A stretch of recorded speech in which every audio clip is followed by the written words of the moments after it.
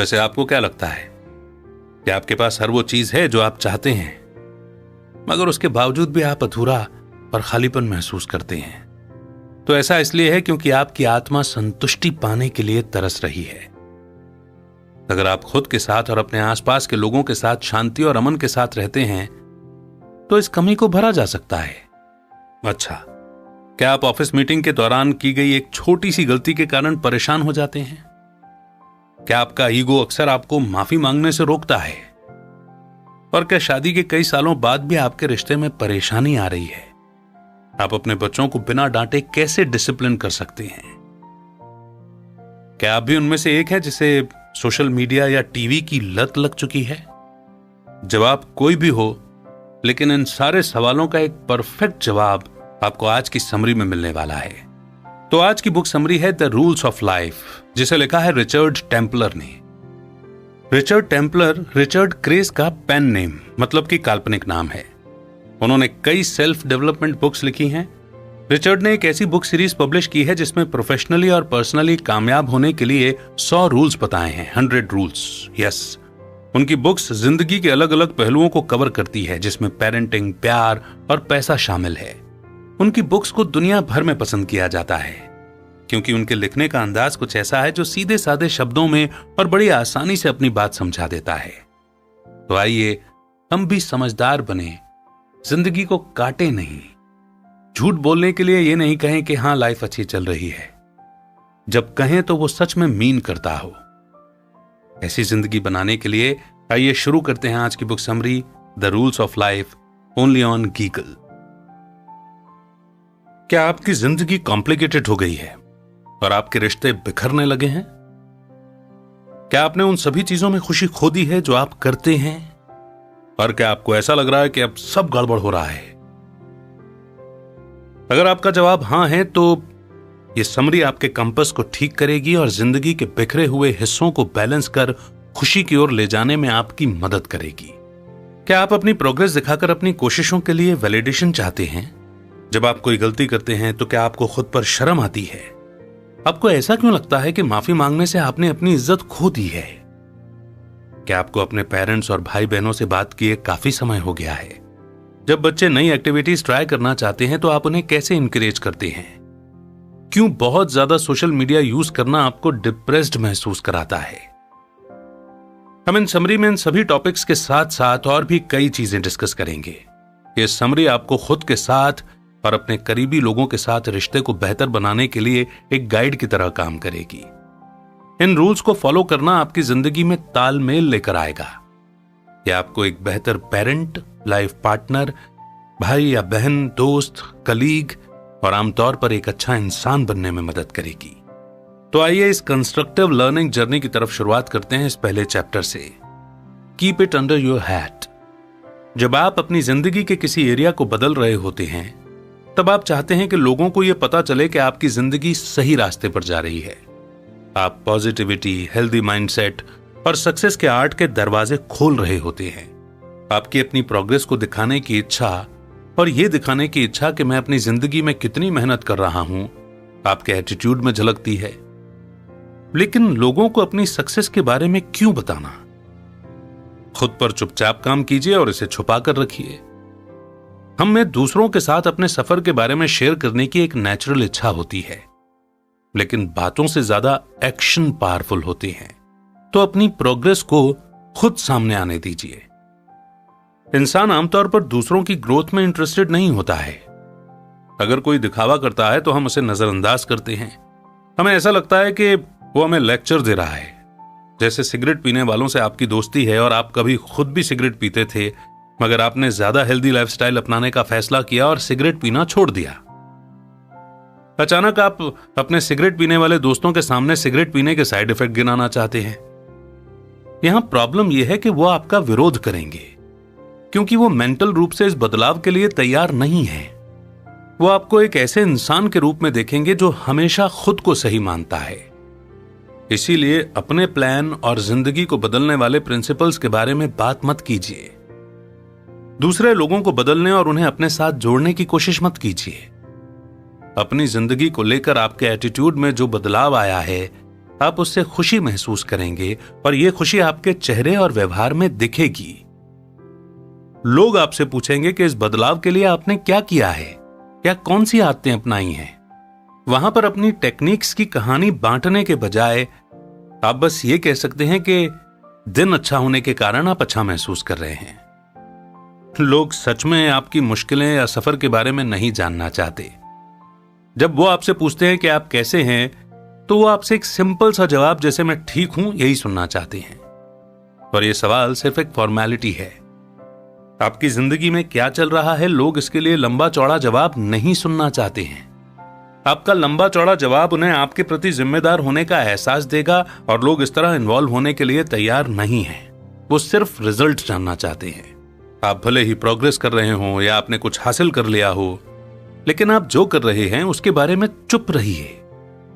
हो सकता है कि आप खुद को, अपनी प्रोफेशनल लाइफ को या लाइफ के किसी भी हिस्से को इंप्रूव करने के लिए काम कर रहे हो, तो अपना डेवलपमेंट करना कंटिन्यू रखिए और दूसरों को कुछ भी बताए बिना नॉर्मल जिंदगी जीते रहिए।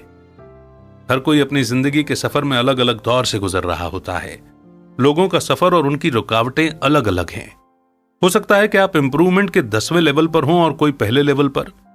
अपने प्रोग्रेस के बारे में दिखावा करना या दूसरों को मोटिवेट करना आपका काम नहीं है। अगर आपने अपने जीने का तरीका बदला है तो यह सिर्फ आपका अपना मैटर है। आपका ग्रोथ प्राइवेट मैटर होना चाहिए, लोगों की बातचीत का हिस्सा नहीं। नेक्स्ट चैप्टर है, you will get older but not necessarily visor.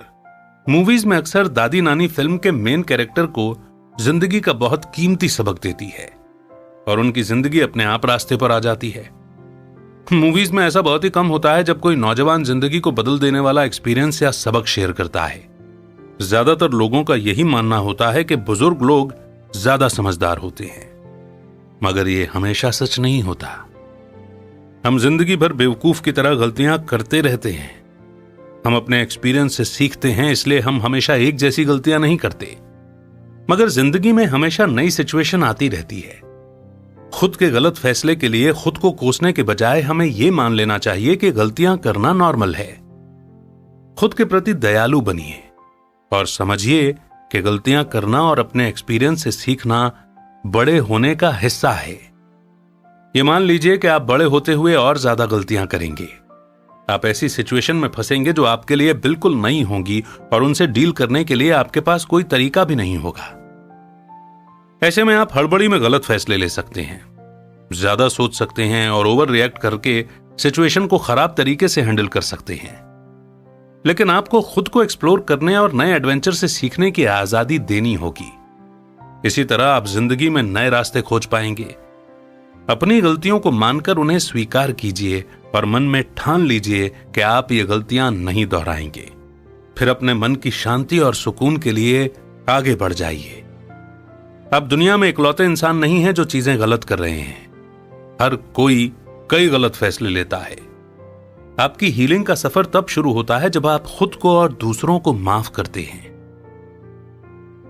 याद रखिए कि एक्सेप्ट करने का यह रूल हर किसी पर अप्लाई होता है। उम्र बढ़ने की एक अच्छी बात यह होती है कि आप बड़े होने के साथ साथ गलतियां कम करते हैं। ऐसा इसलिए क्योंकि आपने पहले की हुई गलतियों से सीखकर जिंदगी के एक्सपीरियंस का काफी नॉलेज हासिल कर लिया है। इसीलिए जिंदगी की शुरुआत में आप जितनी ज्यादा गलतियां करेंगे, आगे चलकर आपसे गलतियां उतनी ही कम होंगी। इसीलिए जवानी बहुत कीमती समय होता है। उस समय आपके ऊपर लाइफ पार्टनर या बच्चों की बड़ी जिम्मेदारी नहीं होती। जवानी आपको एक अलग अलग पॉसिबिलिटीज के साथ एक्सपेरिमेंट, एक्सप्लोर करना और इवैल्यूएट करने का मौका देती है। आपके पास बिना ज्यादा रिस्क लिए गलती करने की आजादी होती है।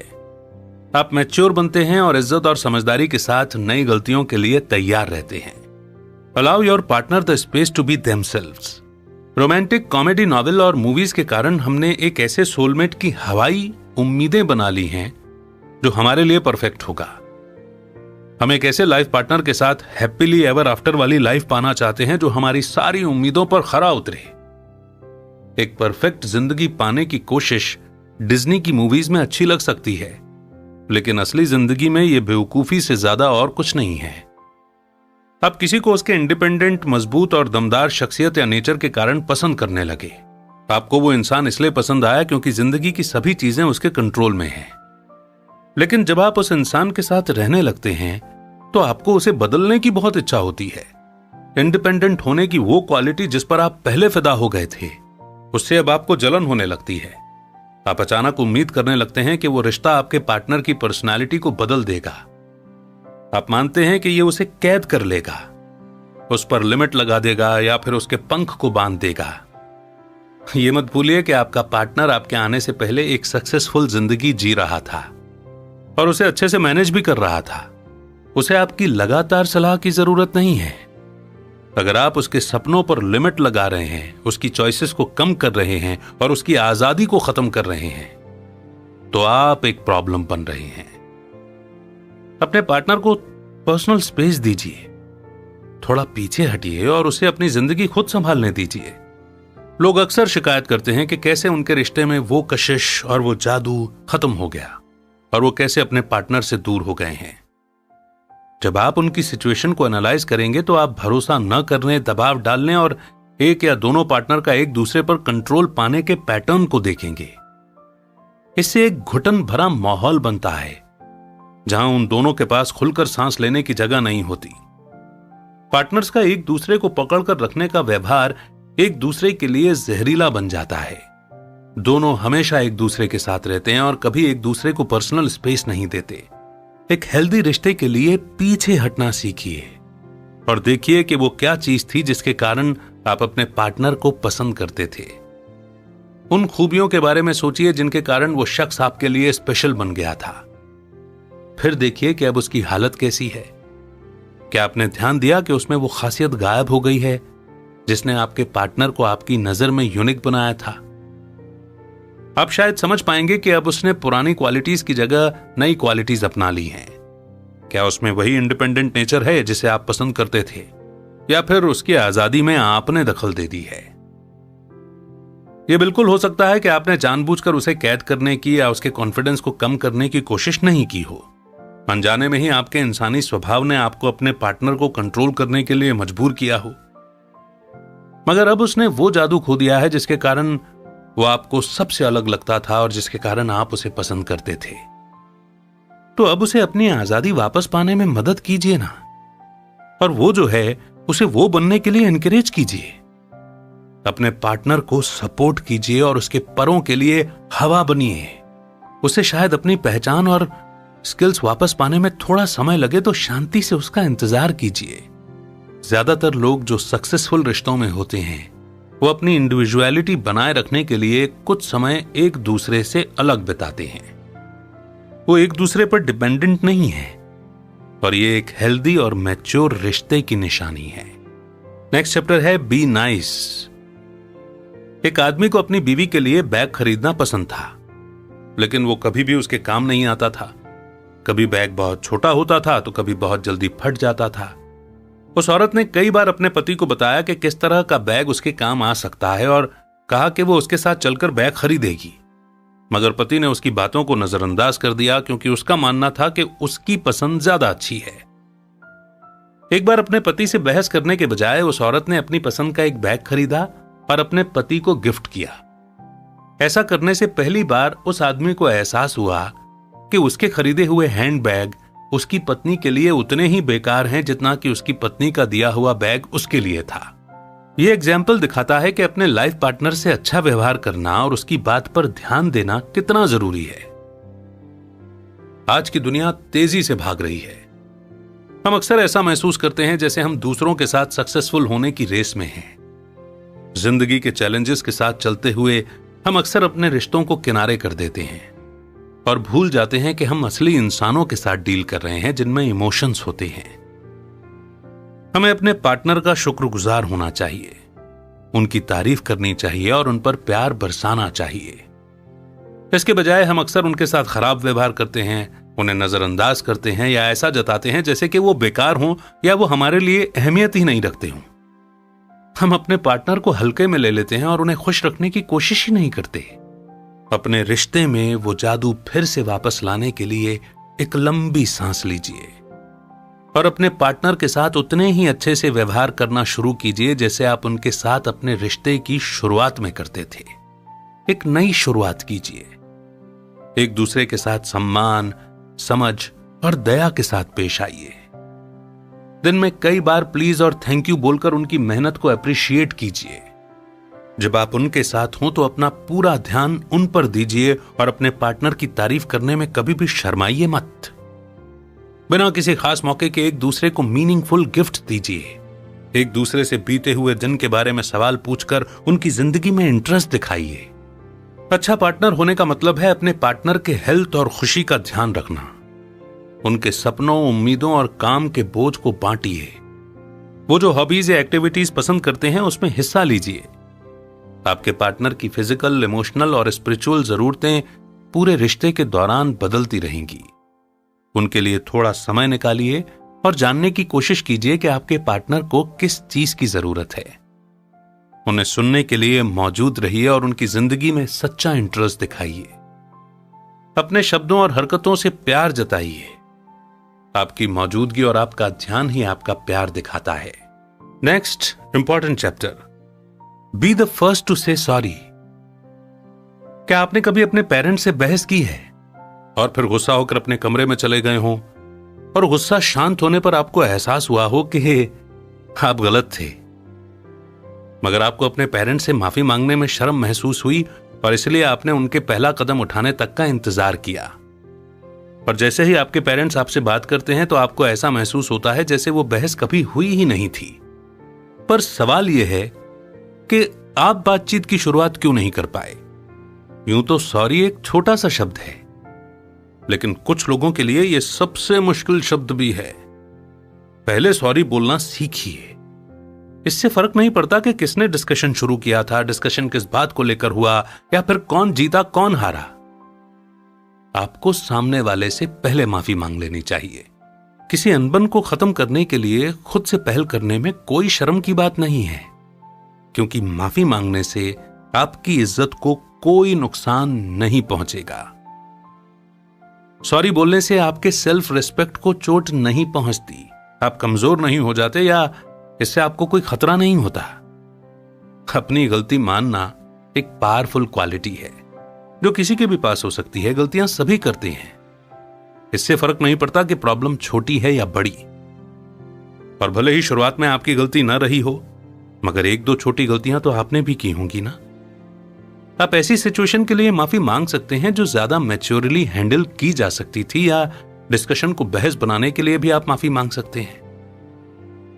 सामने वाले के माफी मांगने का इंतजार मत कीजिए। अपनी गलती न होने पर भी माफी मांगना मैच्योर होना कहलाता है।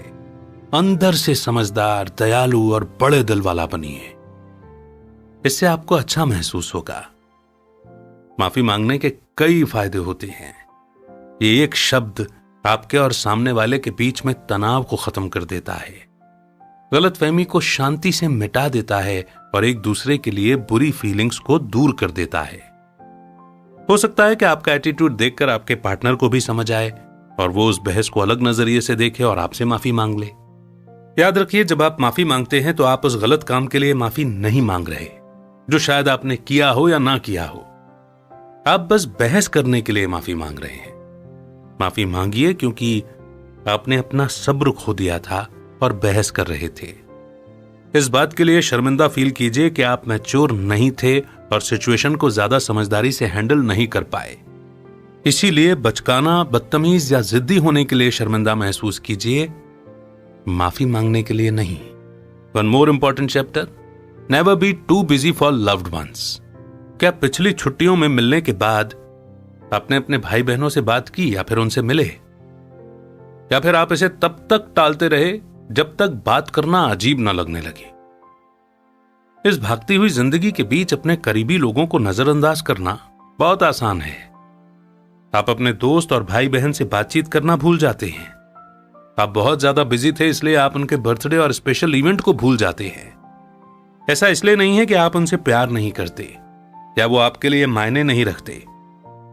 ऐसा इसलिए है क्योंकि आप अपने डेली लाइफ में बहुत ज्यादा खोए हुए थे।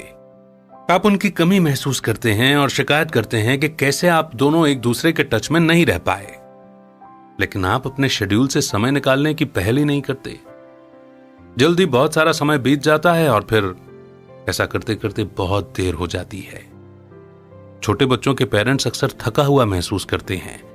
अगर आप एक पेरेंट हैं तो हो सकता है कि आप विक्टोरियन ट्रेडिशन चाहते हो, जहां एक नैनी बच्चों के लिए बिस्तर तैयार करती है और आप बस सोने से 1 घंटा पहले बच्चों से मिल लेते हैं। ये सुनने में अच्छा लगता है क्योंकि तब आप अपने बच्चे से सिर्फ 1 घंटे के लिए मिलते हैं और आपको दिन भर उनका ख्याल नहीं रखना पड़ता। मगर आपके बच्चे या आपके अपने ऐसा नहीं चाहते। वो आपको अपने करीब चाहते हैं। वो चाहते हैं कि आप उनकी मुश्किलों में शामिल हों। वो चाहते हैं कि आप उनके लिए समय निकालें और उनके साथ रहें। आपके बच्चे पलक झपकते ही बड़े हो जाएंगे और आपके पास उनकी कोई अच्छी यादें नहीं होंगी क्योंकि आप इतने बिजी थे कि उनकी जिंदगी का हिस्सा ही नहीं बन पाए। समय आपके रिश्तों में इनपुट का काम करता है।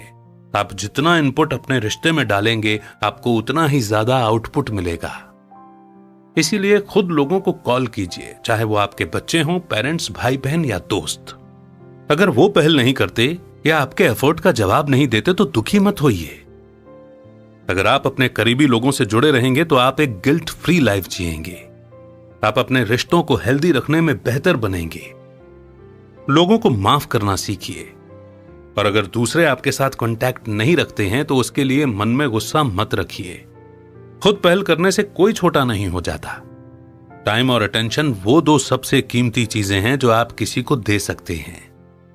जब आप अपने परिवार या दोस्तों के लिए समय निकालते हैं तो आप अपने समय और अटेंशन के बदले में उनका प्यार ले रहे होते हैं।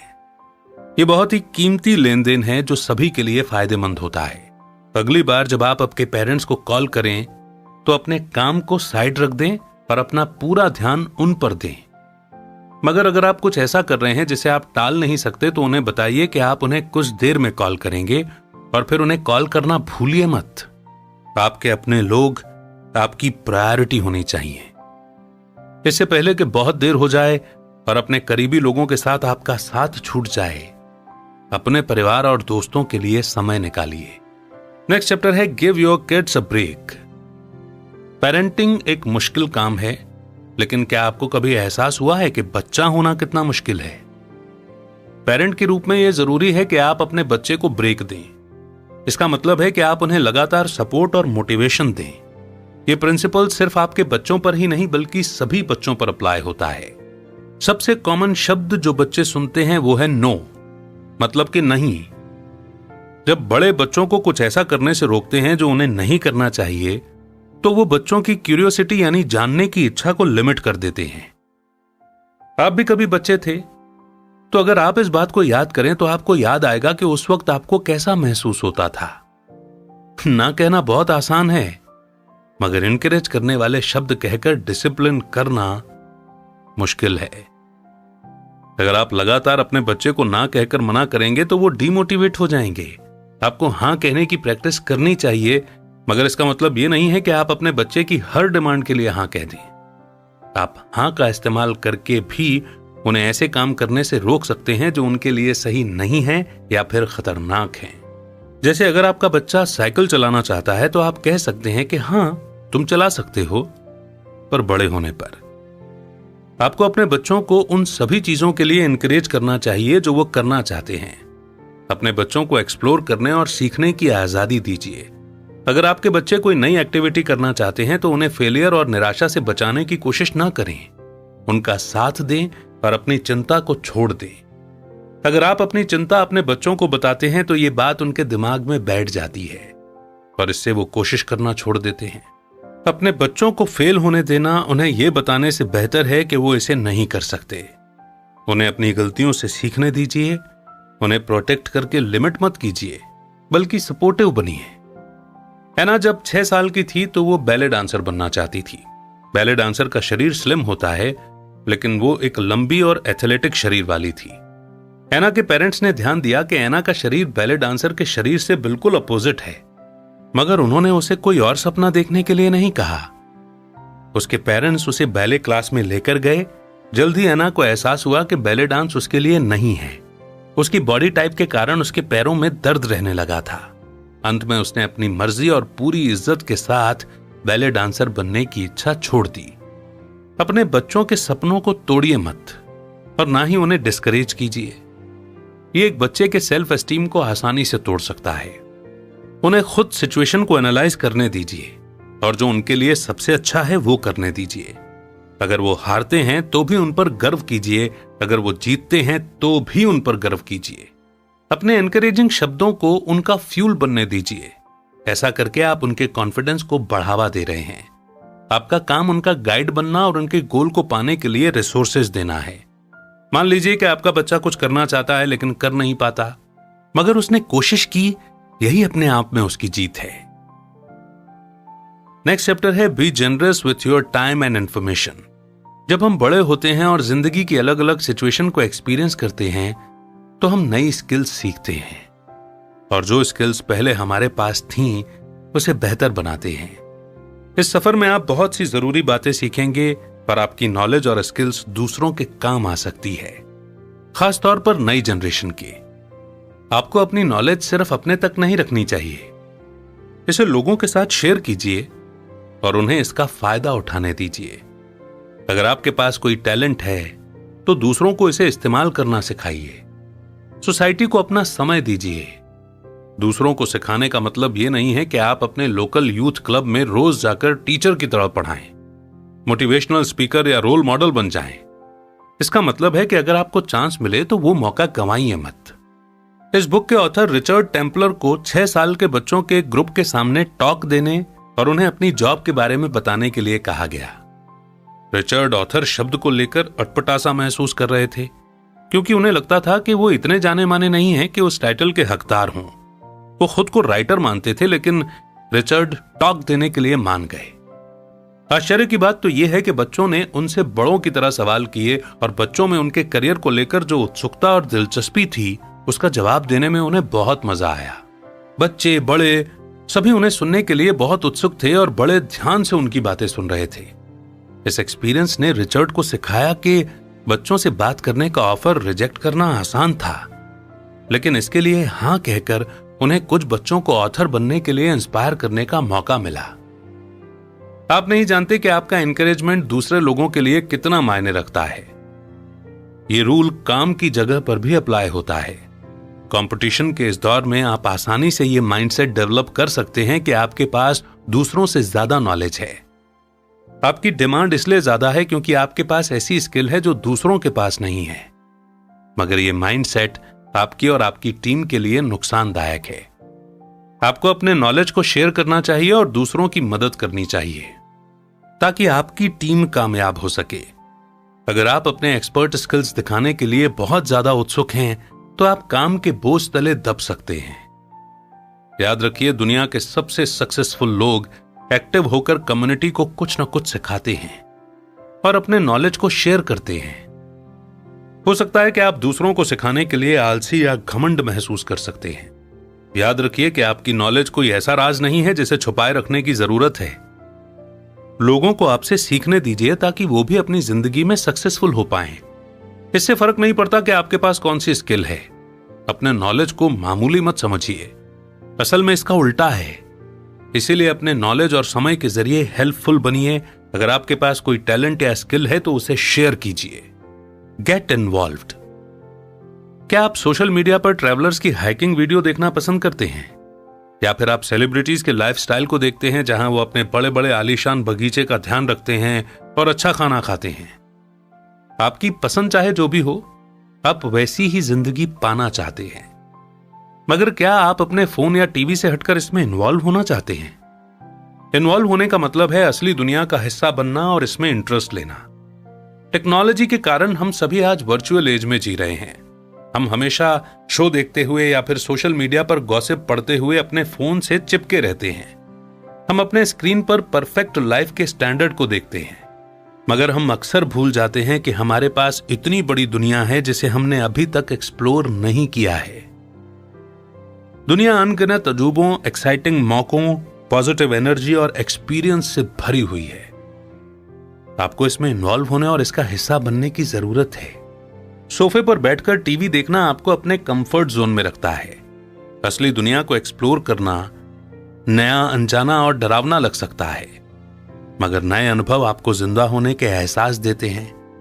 ये एक आम नजरिया है कि जब लोग बूढ़े हो जाते हैं तो समय तेजी से गुजरने लगता है, मगर सच्चाई ये है कि समय तब जल्दी गुजरता है जब आप बेकार का काम करते हुए अपना समय बर्बाद करते हैं। जैसे जब आप टीवी शो का एक एपिसोड देखते हैं तो आपको एहसास भी नहीं होता कि 1 घंटा गुजर गया, लेकिन जब आप असली दुनिया को एक्सपीरियंस करते हैं तो आपको लगता है कि समय कितना लंबा हो गया है। तब मिनट भी घंटे की तरह लगते हैं।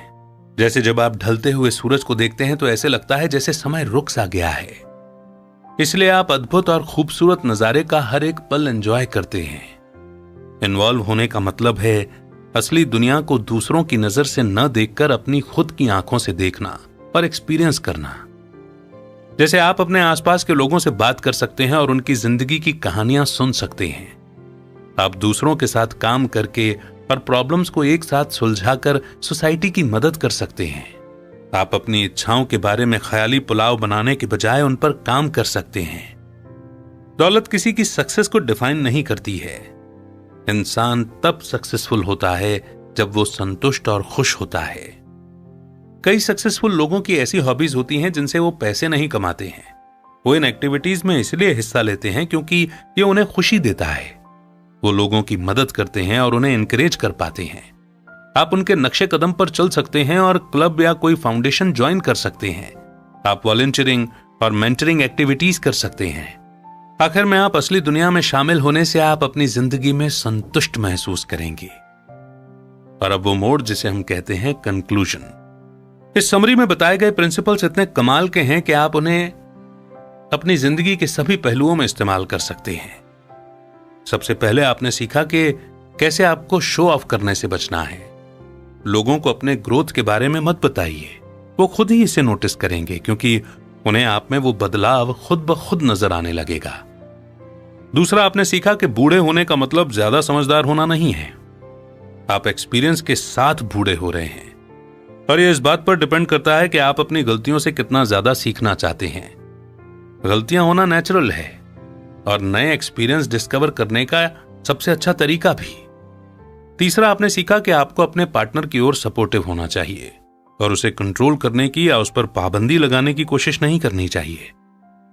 चौथा, आपने सीखा कि लॉन्ग टर्म रिलेशनशिप के लिए अपने पार्टनर से दोस्ती करना और छोटी छोटी चीजों के जरिए प्यार जताना बहुत जरूरी है। पांचवा, आपने सीखा कि माफी मांगने में कोई शर्म की बात नहीं है। किसी बहस में कौन सही है और कौन गलत था, इस बारे में अपनी बात ऊपर रखने के बजाय आपको पहले माफी मांग लेनी चाहिए। छठा, आपने अपने करीबी लोगों को यह दिखाना सीखा कि वो आपकी प्रायोरिटी हैं। चाहे आप जितने भी बिजी हों, उनके लिए समय निकालिए। सातवां, आपने सीखा कि अपने बच्चों को इनकरेज कैसे करना है और वो जो एक्टिविटीज करना चाहते हैं उसके लिए उन्हें सपोर्ट कैसे करना है। आठवां, आपने समय और नॉलेज देने वाला इंसान बनना सीखा। आपने दुनिया से जो सीखा है उसे लौटाने की कोशिश कीजिए। आखिर में आपने वर्चुअल वर्ल्ड के बजाय असली जिंदगी में इन्वॉल्व होना और प्रेजेंट में जीना सीखा। अपनी मेंटालिटी या नजरिए में सिंपल से बदलाव आपकी जिंदगी को ज्यादा मीनिंगफुल और खुशहाल बना सकते हैं। अपने पार्टनर, परिवार, दोस्तों और सोसाइटी के साथ अपने रिश्ते या मेलजोल को इंप्रूव करने के लिए इन रूल्स को अप्लाई कीजिए। जिंदगी को एंजॉय कीजिए और हर पल को भरपूर जीना सीखिए। इसी मोड़ पर यह समरी यहीं पर समाप्त हो जाती है। मगर जिंदगी चली जा रही है या कट रही है से मैं जिंदगी जी रहा हूं, इस बात का एहसास कराने के लिए बहुत सारी नॉलेजफुल टिप्स देकर के जाती है। उम्मीद करते हैं कि यह समरी आपको पसंद आई होगी। इस समरी के किस पॉइंट ने आपको सबसे ज्यादा टच किया या किसी कठिन चीज को इजी बना दिया, सरल बना दिया, जरूर बताइएगा अपना एक्सपीरियंस कमेंट सेक्शन में। इंतजार रहेगा आपके कमेंट का। बहुत जल्द एक नई बुक समरी लेकर फिर से आपके बीच में हाजिर होंगे। तब तक रखिए अपना बेहतर ख्याल। जय हिंद, जय भारत।